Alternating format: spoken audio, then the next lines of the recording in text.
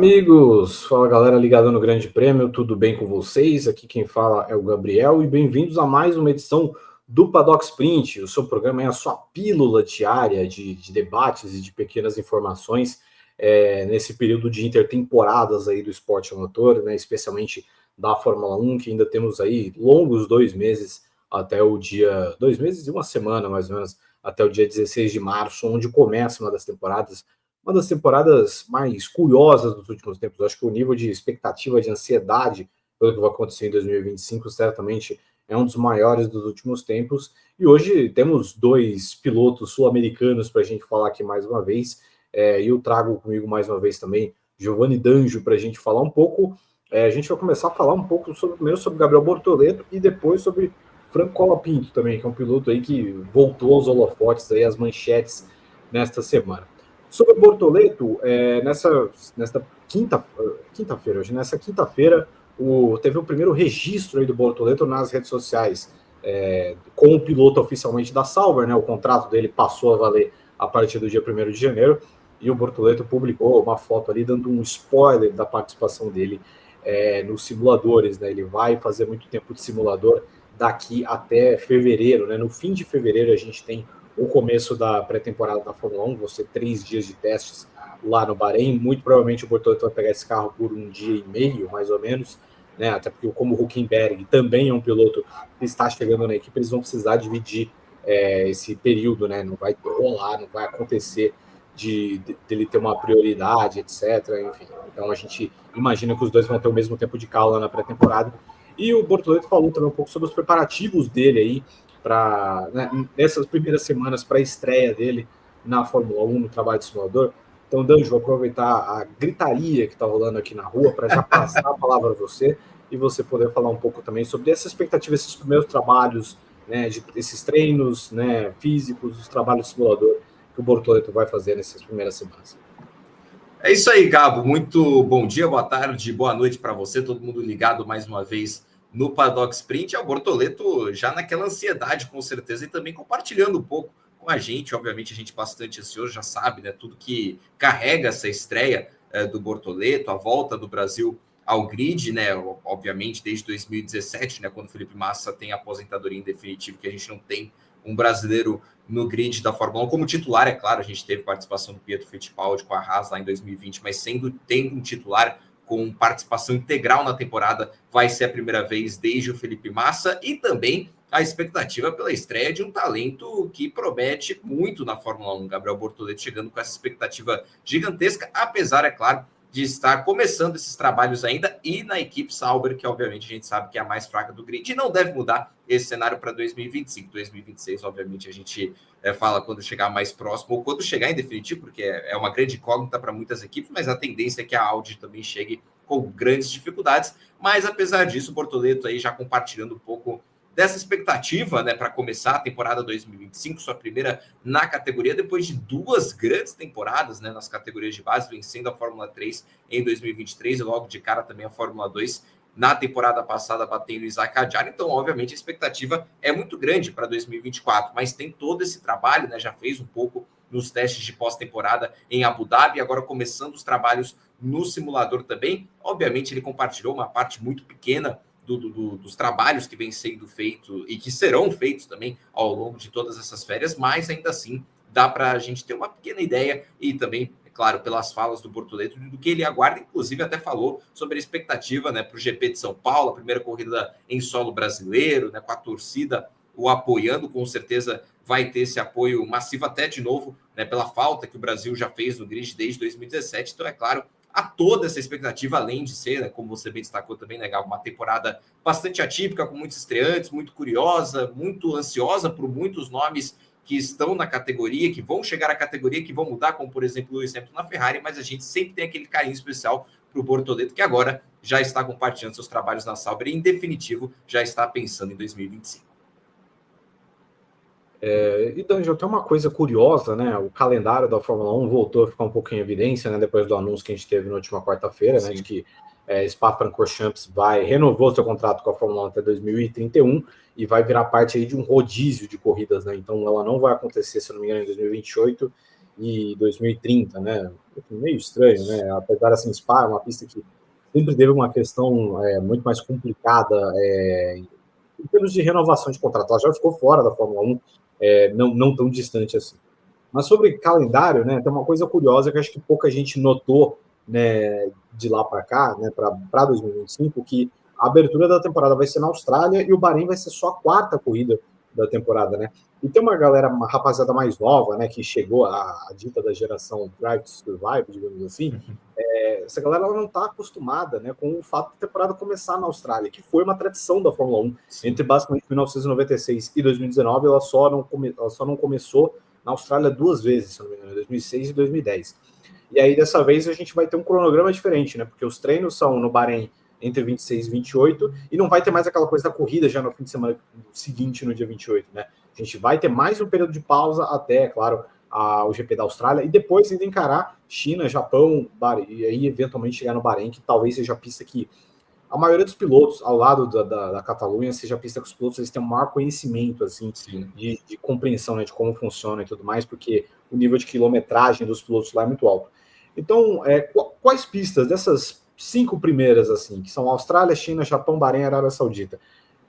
Né, porque depois vai ter Miami, que essa já é uma pista que já é uma dificuldade um pouco maior, né? Porque o desconhecimento dele deve pesar um pouco ali. Mas qual dessas pistas você acha que é a mais favorável para esse começo de temporada do Bortoleto e a menos favorável?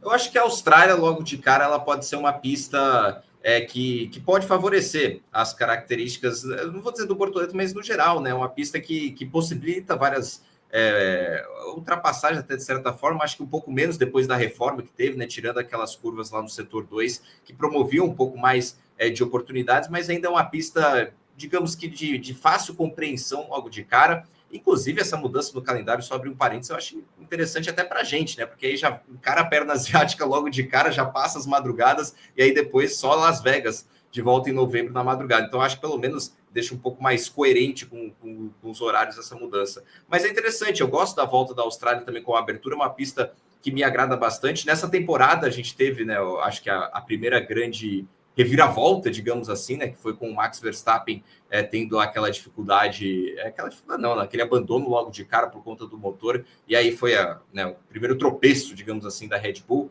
Então foi uma pista que marcou bastante 2024, vamos ver se 25 já começa dessa forma, surpreendendo, é claro, mas eu acho que é importante também o Bortoleto começar logo de cara bem numa pista que, de novo, pode ser até de fácil compreensão para os pilotos, e também é importante destacar, né, isso eu acho que é quase um consenso, né? A temporada do Bortoleto vai ser contra o Hülkenberg, vai ser na disputa interna da Sauber, como a gente já destacou.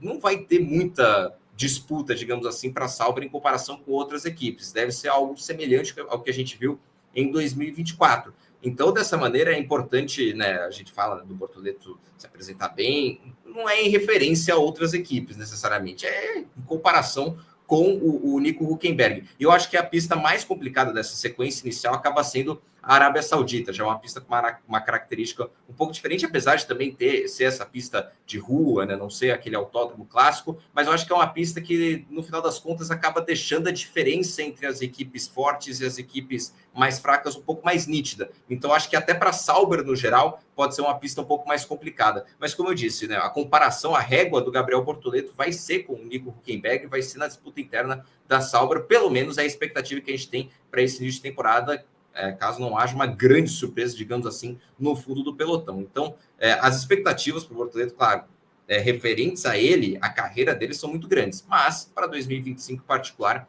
não há essa régua muito favorável, digamos assim, ao piloto brasileiro. Realmente vai ser esse começo aí, com algumas pistas, né? As únicas pistas que eu acho que o Bortoleto ele não andou dessas 5 primeiras aí são Suzuka e Xangai, né? Xangai é uma pista que, inclusive, é um desafio muito curioso para esses pilotos novos, porque é uma pista que ficou muito tempo fora do calendário, né? Sim. Por conta do que aconteceu, né? Da pandemia e tudo mais, de todas as restrições que a gente viu a China colocar, né, para entrada e saída e tal. E até lembrando aqui do retrospecto do Bortoleto em alguma dessas pistas, então na Austrália, por exemplo, o Bortoleto ele não pontuou, né, em Melbourne, né, ele tem na corrida sprint, se eu não me engano, ele tem uma batida na largada com o Pepe Martí, né, daquela época que o Bortoleto ainda não tinha pegado exatamente o jeito melhor de largar na Fórmula 2, ele acaba batendo, e na segunda corrida, se eu não me engano, ele tem um problema hidráulico, acaba abandonando, e na Arábia Saudita, onde ele correu também, ele abandonou a corrida principal, ele abandonou, se eu não me engano, eu não lembro se teve uma batida ou teve algum problema, algo assim, enquanto na corrida sprint ele não pontuou. Então é meio curioso, né, porque o Bortoleto ele cresce no campeonato a partir do momento que as pistas europeias chegam no calendário.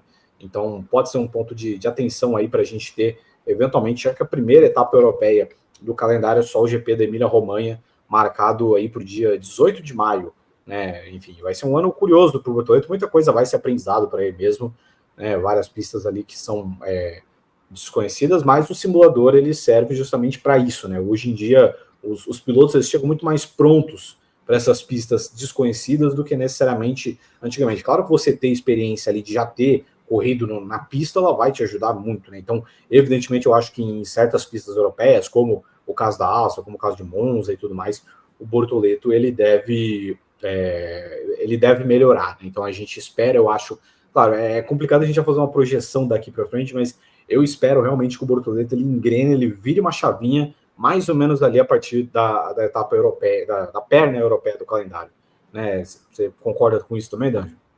Sim, eu concordo. É difícil a gente deduzir, né, justamente por ter tido apenas uma temporada na Fórmula 2, que foi necessariamente a chegada das pistas europeias que favoreceram ele, as pistas europeias ele se dá melhor nelas. Acho que, né, pode ter um fundo de verdade nisso, mas é complicado a gente até cravar que seja isso, porque ele teve uma temporada só na Fórmula 2. E também era uma temporada, né, por ser a primeira temporada e única, foi uma temporada de aprendizado, né? No começo ele naturalmente vai ter mais dificuldades, e ele começou a crescer, e quando a gente foi ver, foi da metade final, né, da temporada, que aí ele começou a sonhar com o título mesmo, e na reta final, né, antes de entrar naquela perna final da Fórmula 2, aí que ele assume a liderança e acaba não soltando mais, apesar de ter tido aquele embate muito próximo em Abu Dhabi, né, com o Isaac Hadjar. Então acho que sim, são pistas que a gente consegue destacar que são nitidamente diferentes, e ele acaba se dando melhor, mas eu acho difícil a gente garantir que seja unicamente por isso, porque foi uma temporada, de novo, de aprendizado dele na Fórmula 2, mas, de novo, a tendência é que seja que esse cenário possa se repetir, né? Porque também vai ser uma temporada de aprendizado para ele na Fórmula 1. Então, se ele começar com dificuldades na perna asiática da temporada, pode ser que na parte europeia ele tenha maior facilidade, né? Porque, de novo, vai estar aprendendo e vai chegar naquelas pistas que, de novo, ele teve uma performance muito boa e muito sólida na Fórmula 2. Bom, é isso aí sobre o Bortoleto, né? A gente encerra esse tópico por hoje. Agora a gente pega, né, a ponte da amizade, que é da Argentina, não, né? Da amizade é do Paraguai. Né? Então não vai ser o Joshua Durksen o assunto agora, mas vai ser o Franco Colapinto, né? Que voltou aí aos noticiários nesta semana. Isso porque, por causa de uma informação do Diário Olé argentino, e que foi confirmada por veículos europeus, né? O Jonathan Noble, né? Que agora inclusive está de casa nova, né, o jornalista, um dos principais jornalistas de Fórmula 1 do mundo, publicou no The Race, confirmou de que o Franco Colapinto está muito perto de acertar uma ida para a Alpine, né, de sair da Williams e ir para a Alpine, virar o piloto reserva e de testes da Alpine para 2025, o que deixa a situação do Jack Durham, né, um pouco mais curiosa, né? A gente sabe, por exemplo, que o Jack Durham ele foi escolhido, se eu não me engano, um pouco antes eu não sei, eu imagino que a decisão sobre o futuro do Jack Durham já estivesse tomada quando o Flávio Briatore chegou, né, como o consultor especial da Alpine, né, e a gente sabe também que ele tentou trazer o Carlos Sainz, ele tentou atravessar o acordo do Sainz com o Williams para trazer ele para a Alpine, acabou não dando certo. A gente sabe também que várias equipes, algumas equipes, especialmente Red Bull e Alpine, estiveram interessadas ali no serviço do Franco Colapinto após o bom início dele na Fórmula 1 em 2024, mas é que esse interesse acabou esfriando depois dos fortes acidentes que ele sofreu, e agora a gente tem essa informação de que está muito perto o Franco Colapinto de ser piloto reserva da Alpine em 2025. E assim, piloto reserva é um posto que a gente honestamente não liga muito, ele não serve para muitas coisas, né? Ele serve para, claro, deu um problema ali com o cara, enfim, tá na boca do gol, você corre, né? Como foi o caso do Pietro Fittipaldi, algumas vezes, como foi o próprio caso do Oliver Berman, né, algumas vezes também com a Haas, apesar, é claro, da gente saber que o momento do Berman era diferente, porque ele tinha também a Fórmula 2, então ele tinha essa coisa de entrar na Fórmula 1, mas é um cara que a gente não liga. Só que para o Franco Colapinto é algo que é importante, Porque se a Alpine já tinha esse interesse, e se a Alpine já está colocando pressão em cima do Jack Durham antes mesmo dele estrear, significa que o tempo inteiro o assento do Jack Durham vai estar fervendo por performance, e eu acho que fica praticamente evidente que o Franco Colapinto é um sério candidato a substituir o Jack Durham ao longo dessa temporada, dependendo da performance do australiano. Essa é a questão, né? Porque o Franco Colapinto é quase uma unanimidade, apesar de ter tido aquela reta final de temporada bastante esquecível, com muitos acidentes, até superando, né, em termos de gasto financeiro para Williams os números do Logan Sargent, que foi quase que o principal motivo pela saída dele, né? Foi a quantidade de acidentes e o gasto desnecessário que a Williams estava tendo com essas batidas. Mas apesar disso, foi quase uma unanimidade que o Colapinto merecia estar no grid da Fórmula 1, e eu falo unanimidade entre as equipes, porque teve interesse da Red Bull, o Christian Horner chegou a se encontrar, né, com os patrocinadores do Colapinto, inclusive em Interlagos, no GP de São Paulo, acabou não chegando a um acordo, também teve aquela reta final um pouco mais discreta de temporada para o Colapinto, que esfriou um pouco as negociações, a Alpine mesmo, né, mostrando confiança nenhuma no Jack Durham e indo atrás do Franco Colapinto, vendo, né, obviamente acabou ficando... ao meu ver, ficou um pouco assustada com os valores da multa, né, para tirar da Williams. Então, como já tinha aquele piloto garantido, que era o Durham, não ia gastar muito agora, mas aí há a possibilidade de um empréstimo que não está fora de jogo, então pode haver essa opção por parte da Alpine. Eu acho assim, para a Alpine em si, pode até ser interessante você buscar um piloto um pouco mais, que já mostrou pelo menos um pouco mais de serviço do que o Jack Durham, que chega extremamente desconfiante, né, já do começo, né, porque é um piloto que não tem mostrado tanto seu valor nas categorias de base, não tem tido performances tão valiosas, e estava naquele posto ali de reserva da Alpine, enquanto a Alpine ia perdendo alguns nomes, perdeu o Fernando Alonso, perdeu também da academia o Oscar Piastri, e o Durham meio que sobrou ali, e foi o que eles conseguiram promover da academia deles. Então o Durham já chega com uma certa desconfiança logo de cara. E essa postura da Alpine e do Briatore de pressionar o Durham e de, né, mostrar um interesse genuíno e bastante evidente no Franco Colapinto, isso só deixa as coisas mais conturbadas ainda. Eu acho que além do Durham, ele pode ser o piloto mais veloz, o melhor estreante da história. Se ele não souber lidar com a pressão, ele vai ser sacado da Alpine. Essa que é a grande questão, porque ele já está pressionado logo para o GP da Austrália. Se bobear, ele está pressionado para os testes de pré-temporada do Bahrein. Se ele não apresentar ali, a situação pode ficar já insustentável logo de cara antes do primeiro GP. Isso principalmente se for confirmada essa mudança do Colapinto para a Alpine. Então, uma situação que mostra uma completa desconfiança da Alpine no Jack Durham e uma completa desorganização da Alpine, né, que já é conhecida por essa desorganização em pista também, né, não sabendo aproveitar seus pilotos. Pierre Gasly é um talento que, né, está na Alpine, confia no projeto, mas a gente não vê um desenvolvimento da Alpine junto do Pierre Gasly. O Esteban Ocon, que é um baita piloto, eles perderam também, não souberam aproveitar e saiu uma briga tremenda, né, praticamente com o francês, que rachou com o Pierre Gasly, que rachou com a equipe, já não estava nem aí para o time, tanto que ele é sacado antes de Abu Dhabi, também numa decisão muito estranha da Alpine. Então, assim, a Alpine está completamente perdida dentro e fora da pista, tem ainda para piorar toda aquela situação de abandonar os motores Renault, todo o protesto da fábrica da Renault, e aí acerta com a Mercedes, pelo menos já tem um plano, ao que tudo indica, né, daqui para frente, depois de 2025, mas ainda assim é uma situação muito caótica na Alpine em relação aos pilotos. E, de novo, o Colapinto pode fazer até mais sentido do que o Durham, mas essa opção por ainda insistir no Franco Colapinto num posto de reserva para ficar ali só caso o Durham não dê certo, e eles parecem acreditar que isso é uma possibilidade bem grande, isso mostra para mim uma completa desorganização do projeto da Alpine. Pois é, e assim, do tempo que eu acompanho a Fórmula 1, né, esse negócio de colocar um piloto já pressionado para sair, né, ele iniciar uma temporada já com esse nível de pressão, e assim, não só com esse nível de pressão, mas você já sabendo quem potencialmente é o substituto dele. Eu acho que o caso mais recente assim que eu vou lembrar foi do Daniel Kvyat na Red Bull, quando ele inicia, ele faz 2015 complicado, né, o 2015 foi o pior ano da Red Bull, assim, desde que virou um time de elite, foi disparado o pior ano da Red Bull. E o Kvyat é até curioso porque ele chega à frente do Ricciardo na classificação, mas o fato do Kvyat bater o carro todo santo fim de semana começou a ter um peso, né? E eventualmente a gente já sabia ali, já no GP da Austrália, que dependendo do andar da carruagem, ele poderia ser trocado pelo Verstappen no meio da temporada. Foi exatamente o que aconteceu depois ali do GP da Rússia, né?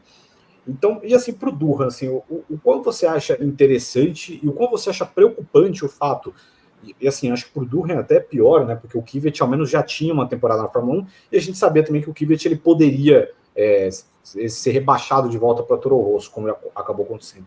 Mas o quão interessante, o quão preocupante é para o Durham já saber que ele vai começar o ano dele com o assento dele borbulhando, e que ele já meio que já vai ter dentro da garagem o cara que ele sabe que pode tirar o lugar dele, quem sabe.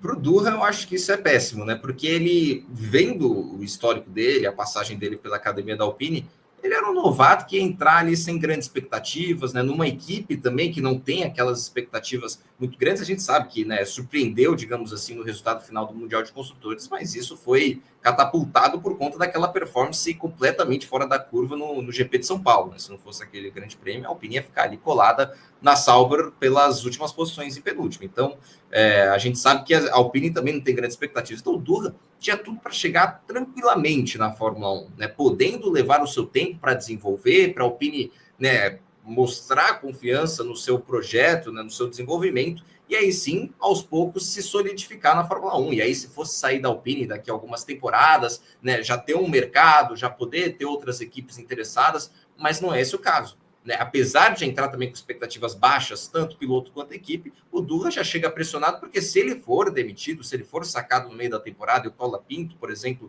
entrar no lugar dele, o Durham não vai ter mercado na Fórmula 1, não vai ter interesse de outras equipes, e aí ele vai ter que praticamente fechar as portas desse sonho de estar no grid da Fórmula 1. Então, para o Durham, eu acho que é muito preocupante chegar pressionado. De novo, ele vai ter que mostrar um talento absurdo para saber lidar com a pressão, porque já é um cenário bastante complicado que ele chega na Fórmula 1 de novo. Não era para ser assim pelas expectativas que se tem sobre a Alpine e também sobre o Jack Durham. Então, eu acho que é um cenário que desfavorece bastante o Durham e, diferentemente, né, também penso nessa questão do Daniel Kvyat na época, mas ele tinha ainda uma possibilidade ali dentro da Red Bull, né, voltando a Toro Rosso, ainda ia se manter, apesar de bastante desvalorizado e sem moral, mas ainda ia se manter no grid da Fórmula 1. No caso do Durham, não tem muito o que fazer, né? Provavelmente, se ele acaba sendo sacado no meio da temporada, pode até criar de novo um clima ruim com a Alpine, pode ser, né? Pode ser que seja decretado o fim da relação dele com a Alpine logo de cara, não é que ele vai ser,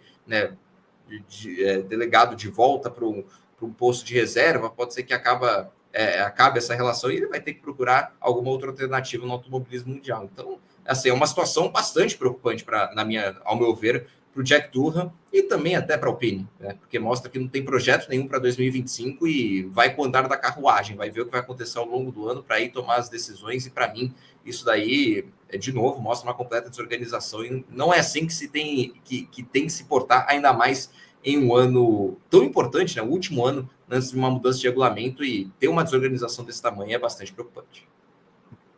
Realmente é uma tendência aí, né, do modus operandi de trabalho do Flávio Briatore. A gente já viu ele agir assim com vários pilotos, inclusive pilotos jovens, né, o Nelsinho Piquet, que esse mereceu, né, mas enfim, a gente viu o Nelsinho ser cortado no meio da temporada, a gente viu, por exemplo, o Jarno Trulli também ser cortado antes de uma temporada acabar, né, quando ele já tinha contrato ali assinado com a Toyota. Então é um cara que realmente ele prega muito a performance de cara e ele não se importa, né, se o cara ele tem um teto, né, a alcançar, se ele tem passos a dar e tudo mais, né, o modus operandi. O Briatore, ele sempre foi assim, e enfim, não é agora com mais de 70 anos de idade você dando esse poder para ele que vai ser diferente. Eu só lamento porque, assim, normalmente eu acho que eu nem teria escolhido o Jack Durham para o posto, né, mas eu acho que ao mesmo tempo que ele, já que colocou lá, tem que também ter o respeito e dar e entender que ele é um piloto novato, né? O teto dele aí é algo diferente, ninguém mandou você colocar ele lá. E falando, inclusive, sobre reserva, né? O Durham é o reserva, a gente teve um anúncio também da Alpine que o Ryo Hirakawa, né, que é campeão mundial do WEC pela Toyota, que era piloto de teste da McLaren até ano passado, ele saiu, né, do programa da McLaren e entrou para o programa da Alpine e vai, inclusive, assumir o carro da Alpine no treino livre 1 do GP do Japão. Né? Eu não me acostumei ainda com esse fato, né, do GP do Japão ser uma etapa tão no começo do campeonato, mas já está anunciado aí que na terceira corrida do ano, que é o GP do Japão, o Ryo Hirakawa vai participar do primeiro treino livre, mas não é uma opção realista, né, o Hirakawa virar um titular da Fórmula 1 com 30 anos de idade. muito provavelmente não vai acontecer. E essa saída do Hirakawa, junto da saída do Bortoleto da McLaren, também abrem espaço para Nick De Vries, né, campeão da Fórmula E alguns anos atrás, né, não vem sendo o grande destaque da Fórmula E, pode voltar para a McLaren, que inclusive ele era piloto do programa de desenvolvimento da McLaren, muito tempo atrás, quando ele conquista o título da Fórmula 2, se não me engano, ele era do programa da McLaren, ele pode estar de volta como piloto de testes. Qual é a sua opinião sobre isso? Uma pincelada bem rapidinha, Danjo, sobre Nick De Vries de volta ao círculo da Fórmula 1. É uma possibilidade bem realista, né? Não é uma esticada tão grande para achar o De Vries aí nessa possibilidade de assumir o posto como reserva. Ele já tinha feito um teste, né, em 2024 com o carro de 2022 da McLaren. O Zac Brown tinha falado bem positivamente a respeito do teste, falou que ele agradou e que vão ver as possibilidades, né? E com o Bortoleto saindo, com o Hirakawa também saindo, o Pato O'Ward, né, o único reserva remanescente na McLaren, mas ele também tem os seus próprios projetos, né, na Fórmula Indy. Então, ter o Nick De Vries faz sentido, né, para a McLaren. É um piloto que, querendo ou não, tem uma certa experiência com a Fórmula 1 e ainda está envolvido, né, nesse mundo, ainda quer voltar a esse mundo. Acho bem impossível o De Vries encontrar uma possibilidade como titular, mas faria sentido para a McLaren ir atrás do De Vries, um piloto com maior experiência, para colocar também como reserva depois dessa debandada, né, dessa saída de Bortoleto e também do Hirakawa.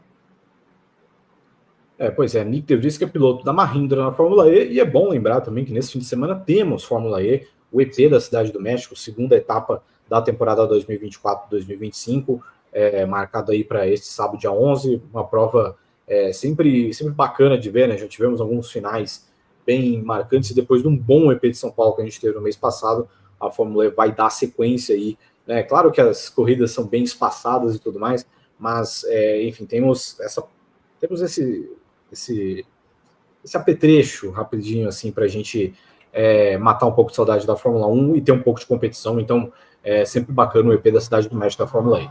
E antes da gente encerrar, Danjo, eu queria falar também sobre fazer a propaganda aqui do nosso novo clube de membros, né?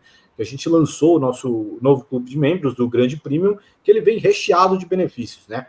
Os assinantes eles terão acesso a conteúdos exclusivos, um Paddock Sprint, o mesmo que a gente faz aqui, exclusivo para os assinantes, e um clube de descontos que oferecem diversas vantagens, né? Descontos em lojas de vestuário, em farmácias, em lojas de artigos esportivos, muito mais, além também de cursos de inglês, aulas fitness, aulas de pilates, telemedicina, assistência técnica remota de TI, muito mais. Tem um leque de opções de benefícios que você tem do nosso plano, o Grande Premium, né? E para você garantir essa experiência completa e diferenciada no mundo do esporte a motor, é só você apontar o seu celular para o QR Code que acabou de aparecer na sua tela e você escolhe o seu plano. Tem o plano Poli, que é o mais básico, que são R$ 9,99 por mês, o Hat-Trick, que são R$ 29,99 por mês, ou, é claro, se você tiver com o escorpião no bolso e estiver interessado em mais, tem o Grande Chelem também, por R$ 69,99 por mês. Então é isso aí, nosso novo programa de membros aí, o Grande Premium, né, bem recheado para você que, enfim, quer nos apoiar de alguma forma e receber algo em troca. Tem bastante coisa bacana aí para gente, enfim, para você aproveitar e também nos apoiar. Então, Danjo, tem alguma consideração final de todo esse debate? Não, acho que é isso, acho que a gente abordou todos os pontos. A Alpine está bagunçada, 2025 promete, Bortoleto já está se preparando, e é claro, a gente sempre fica de olho nas novidades nessa intertemporada aí da Fórmula 1. Pois é, fica mais uma vez aí o convite para vocês assistirem, né, o EP da Cidade do México, que vai ser transmitido aqui, é claro, no canal do Grande Prêmio no YouTube. Peço também para que você deixe o seu like, deixe a sua inscrição e comente embaixo. Você comentando ajuda bastante o nosso engajamento a esse vídeo alcançar, inclusive, mais pessoas. Então, comenta aí o que você acha que pode ser o começo de temporada do Bortoleto, as dificuldades que ele vai encontrar, se a Alpine está sendo justa aí com o Franco Colapinto e Jack Durham, basicamente nesse embate por uma vaga, né, que já está no colo do Durham, mas que ele pode ser sacado. Enfim, a participação de vocês sempre ajuda bastante a gente. Queria agradecer o Danjo por participar do programa comigo, agradecer o Pedro Prado por ter feito toda essa produção. Deixe seu like, sua inscrição e a gente volta no outro dia. Um abraço.